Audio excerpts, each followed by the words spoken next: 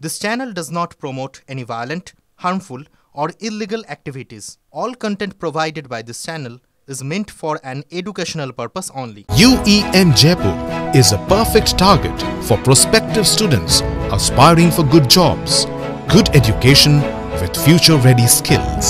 আজ নেতাজি ইন্ডোরে চাকরিহারাদের শিক্ষক এবং শিক্ষাকর্মী তাদের মুখোমুখি হওয়ার কথা মুখ্যমন্ত্রী মমতা বন্দ্যোপাধ্যায়। আসুন বিগ ওয়ালে দেখব যে বিশেষ খবর আজকের ব্রেকিং নিউজ কি থাকছে। ব্রেকিং নিউজ, আজ নেতাজি ইন্ডোরে চাকরিহারাদের মুখোমুখি হবেন মুখ্যমন্ত্রী মমতা বন্দ্যোপাধ্যায়। নজর নেতাজি ইন্ডোরে। তার আগে রবিবার সন্ধ্যা থেকে শহীদ মিনারের পাদদেশে অবস্থান চলছে। আজকে অত্যন্ত গুরুত্বপূর্ণ দিন, নেতাজি ইন্ডোরের দিকে কিন্তু আমাদের নজর থাকছে। পাশাপাশি আরও একটা খবরে নজর রাখি, কারণ দেখুন রাজ্য জুড়ে গতকাল থেকে আমরা কি ছবি দেখলাম। রামনবমীর উদ্ভাবনা ছিল, অস্ত্রের ঝনঝনানি ছিল, কিন্তু তার মধ্যেই গর্জে উঠলেন এই যে সদ্য চাকরিহারা যারা শিক্ষক তাদের কি দাবি। তাদের দাবি হচ্ছে কোনো বিকল্প চাকরি তারা করবেন না, কোনো চাকরির পরীক্ষাতে তারা বসবেন না। মুখ্যমন্ত্রীর সঙ্গে সাক্ষাতের আগে ঠিক এমনই একগুচ্ছ শর্ত চাপিয়ে রাখলেন চাকরিহারা মঞ্চের নেতারা। সূত্রের খবর বলছে যে আজকের এই বৈঠকে 4 জন মন্ত্রী ছাড়াও থাকবেন শুভা প্রসন্ন, আবুল বাশার, থাকবে তৃণমূল শিক্ষক সমিতির প্রতিনিধিরাও। চাকরিহারাদের প্রশ্ন শুনবেন মুখ্যমন্ত্রী মমতা বন্দ্যোপাধ্যায়।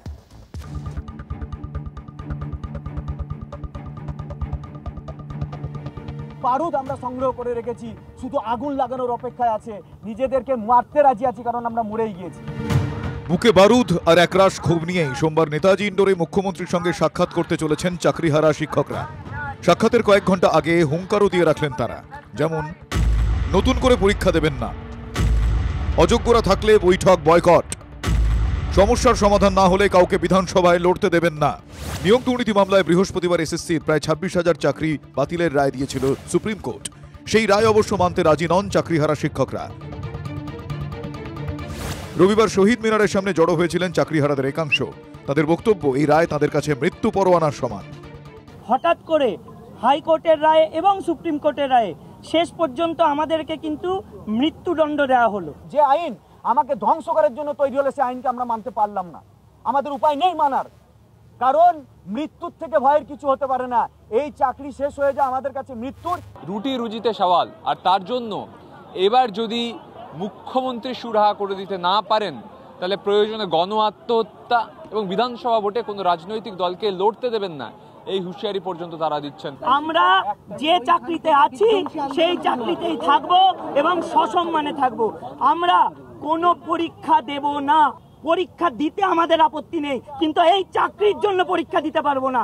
তার থেকে রাজনৈতিক দল প্রত্যেকজনকে বলছি, আপনারা আমাদের রাস্তা বের করে না দিলে বিধানসভা নির্বাচন কাউকে লড়তে দেবো না। আমাদের লাশের উপর দিয়ে নির্বাচন লড়তে হবে। নেতাজি ইন্ডোরে অযোগ্যদের হাজির থাকতে দেখলে বৈঠক বয়কটেরও হুমকি দিয়েছেন চাকরিহারারা। আমরা পাস দিচ্ছি, আমরা ভেরিফাই করছি, তারপরেও যদি একজন অযোগ্যকে আমরা চিহ্নিত করতে পারি ওই মিটিং এর ভেতর, আমরা ওখানেই ঝামেলা শুরু করব এবং ওই মিটিং আমরা বয়কট করব। কিছু লোক ঢোকানোর চেষ্টা হচ্ছে, গেটে গন্ডগোল করার চেষ্টা হচ্ছে। সিপিএম বিজেপির কথায় পা দেবেন না, এরা আপনাদের জট খুলতে আসবে না। আমাদের নজর থাকবে, প্রশাসনের নজর থাকবে। যদি কেউ ভেতর থেকে ডিস্টার্ব করার চেষ্টা করে, আইডেন্টিফাইড হয়ে যাবে। এরই মধ্যে সুপ্রিম কোর্টে চাকরি বাতিল সংক্রান্ত রায়ের পুনর্বিবেচনা চাওয়ার প্রস্তুতিও শুরু হয়েছে। যোগ্য প্রার্থীদের একটি অংশ রিভিউ পিটিশন করতে চান। মুখ্যমন্ত্রীর কাছে একটাই অনুরোধ এবং এসএসসি চেয়ারম্যানের কাছে একটাই অনুরোধ, যাতে রিভিউ পিটিশন করে এবং যোগ্যদেরকে যাতে চাকরিতে পুনর্বহাল করা যায়, এই জাজমেন্টকে রেকটিফাই করা যায়, এটাই আমাদের কাতর অনুরোধ। যদি না যায় তাহলে কিন্তু আমরা এবং আমাদের এই বাচ্চা আছে, আমার 4 বছরের, আমার ফ্যামিলি আছে, আমরা সবাই স্বেচ্ছা মৃত্যুর আবেদন জানাবো। আমরা রাষ্ট্রপতি, প্রধান বিচারপতি, দেশের প্রধানমন্ত্রী, মানবাধিকার কমিশন সবার কাছে স্বেচ্ছা মৃত্যুর আবেদন জানাবো গণহারে। এই ধরনের হঠাৎকারী সিদ্ধান্ত নেবেন না। যদি হার্ট অ্যাটাক হয়, যারা টাকা নিয়েছে তাদের হার্ট অ্যাটাক হবে, তারা সুসাইড করবে। আজকে যে টিএমসির নেতারা টাকা নিয়েছে আপনার কাছে, রাস্তায় বসিয়ে দিয়েছে, আপনারা কাউকে বলতে পারছেন না, সেই নেতাদের বাড়ি ঘেরাও করুন, তাদের বাড়ি ভাঙুন, আমরা আপনাদের সঙ্গে আছি। সোমবার যখন নেতাজি ইন্ডোরে মুখ্যমন্ত্রীর সঙ্গে বৈঠকে বসবেন চাকরিহারারা, তখনই এসএসসি ভবন অভিযানের কর্মসূচি নিয়েছে কংগ্রেস। আন্দোলনের হুঁশিয়ারি দিয়েছে বিজেপি, বামেরাও। চাকরিহারারা অবশ্য চাইছেন মরা কান্না না কেঁদে সর্বদল বৈঠকে বসে সমস্যার সমাধান করুক রাজনৈতিক দলগুলো। সুমন মহাপাত্রর রিপোর্ট, TV9 বাংলা। মুখ্যমন্ত্রীর সঙ্গে সাক্ষাতের জন্য কলকাতার রওনা পুরুলিয়ার চাকরিহারাদের। সুপ্রিম কোর্টের রায়ে পুরুলিয়ায় প্রায় 600 শিক্ষক শিক্ষিকা এবং শিক্ষাকর্মীরা তারা চাকরি হারিয়েছেন। মুখ্যমন্ত্রীর সঙ্গে সাক্ষাতের আগে তাদের একটাই দাবি, বাতিল হওয়া চাকরি ফেরত দেওয়া হোক। নিজেরা আলোচনা করে সুপ্রিম কোর্টে রিভিউ পিটিশনও দাখিল করবেন বলে জানিয়েছেন চাকরিহারারা। আমাদের মাননীয় মুখ্যমন্ত্রীর কাছে আমরা একটা অত্যন্ত প্রচণ্ড আশা নিয়ে যাচ্ছি যে যেন আমরা আমাদের চাকরি যেন ফিরে পাই, যে কোনোভাবে আমরা যেন আমাদের চাকরি ফিরে পাই। কারণ আমরা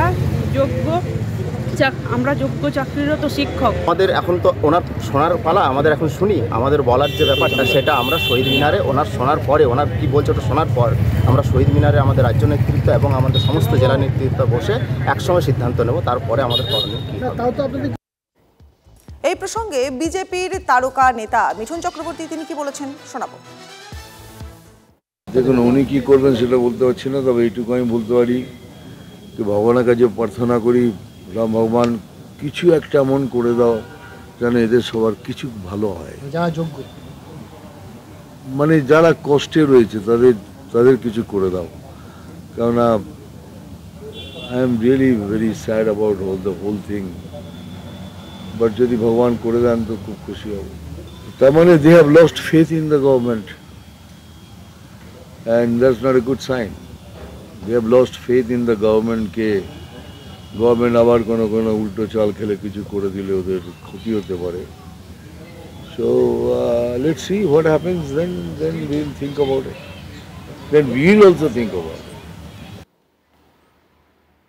চাকরিহারাদের সঙ্গে দেখা করতে আজ নেতাজি ইন্ডোরে যাবেন মুখ্যমন্ত্রী মমতা বন্দ্যোপাধ্যায়। আর ঠিক এর পাল্টা কালীঘাট চলোর ডাক বিজেপির যুব মোর্চার। আজ দুপুরে এক্সাইড মোড় থেকে মিছিল করে কালীঘাটের উদ্দেশ্যে রওনা দেবেন বিক্ষোভকারীরা।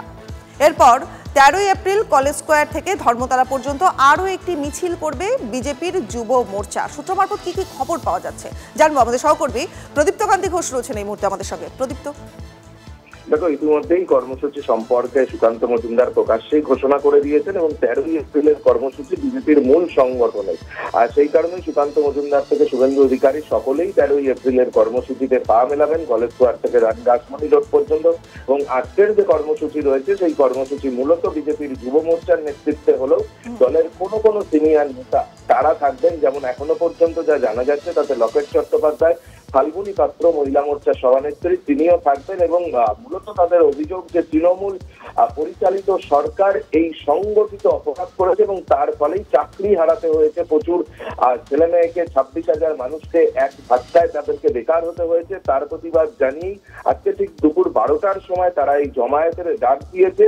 আর যে জমায়েত প্রায় 1টা নাগাদ শুরু হবে বলেই বিজেপি সূত্রে জানা যাচ্ছে। এবং লকেট চট্টোপাধ্যায়, ইন্দ্রনীল খা, ফাল্গুনী পাত্র ওদের নেতৃত্বে এই মিছিল কালীঘাটের অভিমুখে তারা রওনা দেবেন। যদিও পুলিশের তরফ থেকে যা জানা যাচ্ছে এই মিছিল কালীঘাটে যাওয়ার জন্য কোনো অনুমতি তাদের নেই, ফলে পুলিশের তরফ থেকেও আইনানুগ পদক্ষেপ করা হবে। এখন দেখার বিষয় যে বিজেপির যুব মোর্চা কালীঘাট আদৌ যেতে পারে কি।